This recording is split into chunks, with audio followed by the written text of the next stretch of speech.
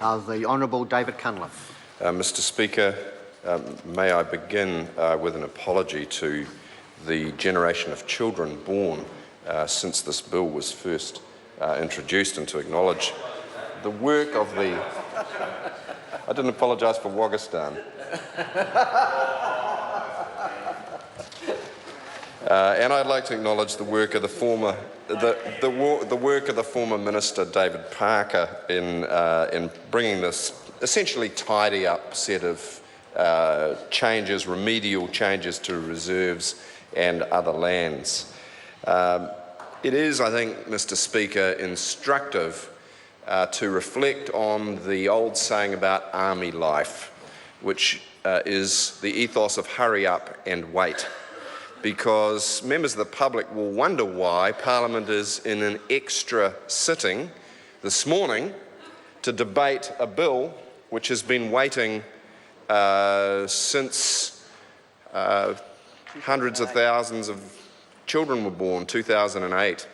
And Mr Chairman, I think it's indicative of the management of the House by the Honourable Jerry Brownlee that when we were sitting in our procedures meeting this morning, we got handed essentially an email from the Leader of the House with what he thought the business of the House would be today. It's about as shambolic as it gets, Mr Speaker, and unfortunately it's indicative of the state of the government, that we're in extra time hearing a bill that's 8 years old, and with late notice at that. So, Mr Speaker, let me now turn to the substance of the bill. This bill is designed to clarify, to codify a number of issues with reserve lands throughout the country, about a dozen of them. The bill was handled by Richard Worth in the good old days when he was a minister before he visited the pyramids, and it lapsed after he left Parliament, probably it could be said under something of a cloud, and it's languished in the government's order paper for those 7 long years, or 6.5 long years since 2009. It was open for public submission, sir. It has a number of issues which did excite, believe it or not, quite a bit of public attention. One of them was to change the boundaries of Albert Park in Auckland and to include the Auckland Art Gallery within its confines. It's a marvellous facility, the Auckland Art Gallery, but it was controversial, with a majority of submissions opposing that inclusion on the grounds that the park itself is a public space and a green space, and it was cleaner to have a consistent definition. However, despite that weight of opinion and the difficult and perhaps less than democratic process that the then Mayor John Banks followed to get it to that point, we don't believe that it's sufficiently concerning to pick and choose from the various proposals that are contained in the bill, and we are therefore going to support the change. Another issue that was addressed, or is addressed in the bill, is the treatment of Auckland's volcanic cones. There were a number of submitters who were opposed to the change contained herein, that instead of a Governor-General signature being required to excavate on a volcanic cone, now it is the Minister of the Environment's signature that is required. We're relaxed about that, sir, because in effect it was the Minister for the Environment who made the recommendation to the Governor-General. So we don't believe that there's a substantive weakening of protections here.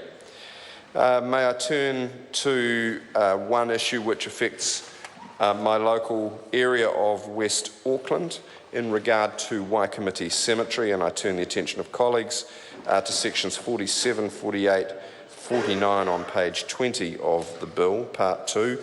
Waikomiti Cemetery land is part of Waikomiti Cemetery.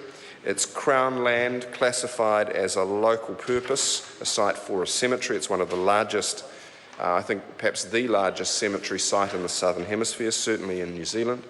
It is a massive and very poignant place, and it hosts every year some now 20 to 30,000 people who come on Anzac Day to remember our dead. It has a very large Auckland RSA presence, and it's a very important place for West Auckland. However, in 1995, the then Waitakere City Council, without clear lawful authority, disposed of the Waikomiti Cemetery land to a local authority trading enterprise. The local authority trading enterprise in turn subdivided the cemetery land and sold it to private owners, some of it as fee simple titles. Most of that land around the edges is now developed with residential buildings upon it. Because the titles to the Waikomiti Cemetery land were created by an invalid process, and contrary to Section 112 of the Reserves Act 1977, the land retains its reserve status and remains subject to that Act. Therefore, this bill revokes the reserve status on the Waikomiti Cemetery land. Can I say, sir, that it is with some sadness that we support that change, not because it's unnecessary, it is clearly necessary now, but because we certainly would regret any further diminution of the reserve space at Waikomiti Cemetery. So the Select Committee made a number of recommendations when they worked on this bill. There were several SOPs which included new items in it, SOP 206, provisions relating to Lookout Point in the Waitaki district, and also Mahinapua Bay as a Māori reservation.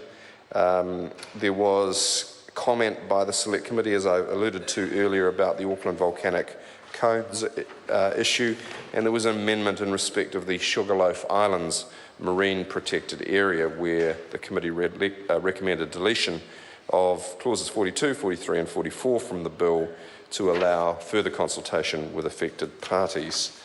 Mr. Speaker, the list of reserves that are affected beyond the Auckland Art Gallery and volcanic cones include good old Dunedin Octagon, Kahurangi National Park land, Lookout Point, Mahinapua Bay, certain areas within Marlborough District Council's Picton office area, Nelson Marlborough District Health Board land, Paparoa National Park, Port Chalmers Recreation Reserve, Sugarloaf Islands Marine Protected Area, good old Taieri Airport, as I mentioned, Waikomiti Cemetery, Waipa District Council land, some areas of Westland National Park, and of all things, Winton Racecourse. A matter dear to the heart of the member for Clusa Southland, who may still have been at school, I venture, when this bill was first brought to the House. But however, it's good to see that the government has moved with such alacrity that he's now of age and able to participate in its passage. Mr. Speaker, it is with those few comments that I record that Labor does support the bill.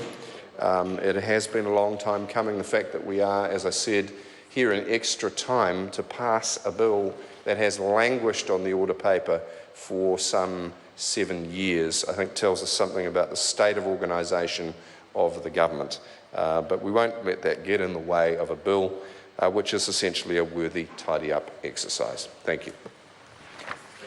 Before I call Todd Buckley, I will ask members to refer to version 2373 of the bill, which is the one which is currently before the House.